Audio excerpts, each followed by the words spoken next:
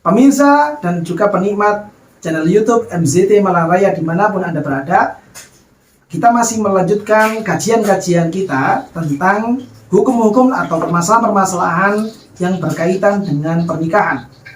Yang mana pada kesempatan kali ini kita masih membahas tentang syarat-syarat kita tidak diwajibkan lagi untuk memenuhi undangan walimatul ursi, pesta pernikahan ataupun acara-acara yang lainnya. Sebagaimana yang telah kami sampaikan pada video sebelumnya, bahwa ketika orang yang punya hajat ini hanya mengkhususkan undangannya kepada orang-orang yang kaya saja, maka kita tidak wajib untuk memenuhi undangan tersebut. Namun kemudian dalam kitab yang lain, terutama yang kali ini yang saya pegang adalah dari keterangan kitab Al-Iqna, ada tambahan-tambahan syarat berikutnya, sehingga kita tidak wajib lagi untuk menghadiri acara tersebut. Apa saja kira-kira? Mari kita bahas bersama-sama. Di antaranya adalah ketika misalkan orang yang mengundang itu adalah bukan orang muslim. Jadi disyaratkan an yakuna da'i musliman. Kita menjadi wajib untuk hadir pada suatu undangan. Ya, kita sunnah dianjurkan untuk hadir pada suatu acara ketika orang yang mengundang itu adalah orang yang muslim. Sehingga ketika yang mengundang ini bukan orang muslim, entah itu mungkin saudara-saudara kita dari kalangan Nasrani, saudara-saudara kita dari kalangan Hindu, Buddha, dan seterusnya, undangan itu menjadi tidak wajib lagi bagi kita untuk menghadirinya. Atau mungkin dibalik, yang mengundang orang muslim, namun yang diundang bukan orang muslim. Maka bagi orang yang diundang tadi itu yang bukan orang muslim, dia juga tidak wajib untuk menghadiri undangan tersebut. Ketika antara pengundang dengan yang diundang ini berbeda agama, maka secara syariat, secara pandangan fikih, tidak wajib lagi untuk menghadiri acara tersebut. Kenapa demikian? Karena misalkan kita dari pihak yang diundang, sedangkan yang mengundang kita ini ternyata orangnya adalah orang-orang kafir, orang-orang non-muslim. Kenapa kita tidak diwajibkan untuk menghadiri acara tersebut? Karena adanya kekhawatiran. Adanya kekhawatiran dari pihak pengundang, beliaunya ini kurang begitu paham dengan kondisi kita sebagai seorang muslim. Sehingga nanti di situ akan ada kegiatan-kegiatan yang menurut mereka mungkin tidak ada masalah, tapi menurut kita sebagai seorang muslim itu sebenarnya adalah bermasalah. Contoh misalkan tercampurnya antara laki-laki dengan perempuan. Di situ ada makanan-makanan atau minuman-minuman yang divonis oleh syariat kita sebagai makanan-makanan, minuman-minuman yang najis. Ada minuman kerasnya, ada daging babinya, ada daging anjingnya, dan seterusnya.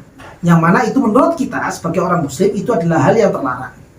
Atau misalkan di tempat itu karena yang mengundang ini adalah orang non-muslim, lalu kemudian di situ dalam acara itu ada kegiatan-kegiatan misalkan musik-musik, yang mana nanti di situ ada joget-joget campur antara laki-laki dengan perempuan, ya, yang di situ ada hal-hal yang sangat berpotensi akan melupakan kita dari Allah Subhanahu wa Ta'ala. Bentuk-bentuk yang seperti inilah yang dikhawatirkan, sehingga ketika yang mengundang ini adalah orang yang non-muslim, yang mengundang ini adalah orang-orang yang kafir, maka kita sebagai orang muslim yang diundang tidak wajib lagi untuk memenuhi undangan tersebut. Kadang di antara masyarakat kita itu ada yang menanggapi begini, kalau seandainya tidak wajib untuk menghadiri karena ada kekhawatiran yang seperti itu, ya, kalau kita tidak hadir akan muncul rasa tidak enak, rasa canggung, ada suatu hal yang nanti akan menjadi batas antara kita dengan orang yang mengundang di kemudian hari. Bagaimana solusinya? Kita boleh mendatanginya entah sebelum hari H, sebelum acaranya, atau setelah acaranya. Ketika ada indikator kuat, ada kemungkinan kuat bahwa hal-hal yang menurut kita terlarang tadi itu sudah tidak ada lagi.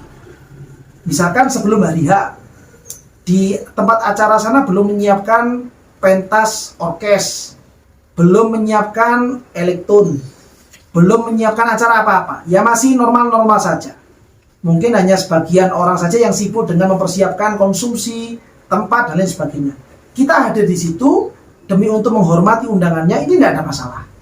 Atau mungkin di setelahnya, setelah acara selesai, taruhlah misalkan acaranya ini hari Senin full 1 hari, di hari Selasa atau hari Rabu yang kemungkinan sudah tidak ada lagi kegiatan yang terlarang menurut pandangan kita boleh datang di situ demi untuk menghormatinya. Ini tidak ada masalah, boleh-boleh saja yang seperti itu. Tapi kalau saat acaranya yang ada kekhawatiran di situ akan muncul kegiatan-kegiatan yang tidak diridhoi oleh Allah, maka tidak wajib lagi bagi kita untuk tidak menghadiri. Tidak ada masalah untuk tidak menghadirinya, boleh-boleh saja kita tidak hadir ya, karena yang mengundang adalah orang yang non muslim. Nah, ini yang penting untuk kita pahami supaya kita bisa lebih menentukan langkah dalam mengarungi kehidupan ini, terutama dalam berkehidupan sosial dengan orang-orang di sekeliling kita, supaya kita tidak sampai keluar dari relnya Rasulullah SAW. Mudah-mudahan apa yang kami sampaikan pada kesempatan kali ini bisa memberikan manfaat, bisa memberikan barokah, bisa memberikan pencerahan kepada kita semuanya. Dan barangkali mungkin di antara panjenengan yang menyaksikan video ini ada keterangan-keterangan yang kurang jelas, atau mungkin ada pertanyaan-pertanyaan, maka pertanyaan itu bisa disampaikan pada kolom komentar atau disampaikan langsung kepada nomor admin yang telah tertera pada video kali ini. Mudah-mudahan kita semuanya senantiasa dituntun oleh Allah, mendapatkan hidayah dari Allah Subhanahu wa taala untuk semakin bisa mendekat kepada Allah dan juga mendekat kepada Rasulullah SAW melalui mengikuti dan taat melalui jalurnya beliau. Jalur-jalur yang diridhoi oleh Allah dan juga disenangi oleh junjungan kita, kekasih kita, idola kita, Nabi besar Muhammad SAW. Amin ya rabbal alamin.